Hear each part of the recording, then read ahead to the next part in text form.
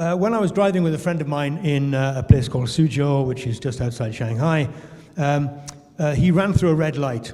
And he must have been like within a split second, there was this ping on his phone, and they charged him the fine straight away through his bank account.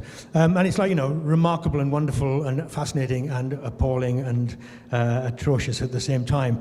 That's what technology is like. But during that lockdown, China really went to town on digitization, and everything now, if you go to China, is paid for by apps, mainly in the big cities. You can't get a taxi, you can't really buy a coffee or a beer or whatever without a mobile banking app. And so effectively China became a cashless society. Yeah. But actually what then happened after lockdown is that old people started complaining because they didn't have maybe mobile phones, so they didn't have access to it. Hotels that wanted to try to encourage tourists back into China started complaining. And actually that level of protest, that level of concern, made the authorities back down somewhat and have opened up some of those kind of banking systems and have put cash back in the system. So, sometimes political pressure works, is what I'm trying to say.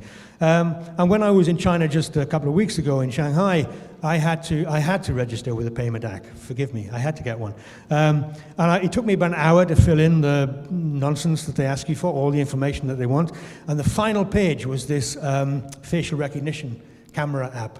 And I held it in front of my face, and in Chinese it was saying, "Stop covering your mouth. Stop covering your chin." So this kind of major Chinese state authoritarian regime can't deal with a beard. So maybe we have less to worry about than we suspect.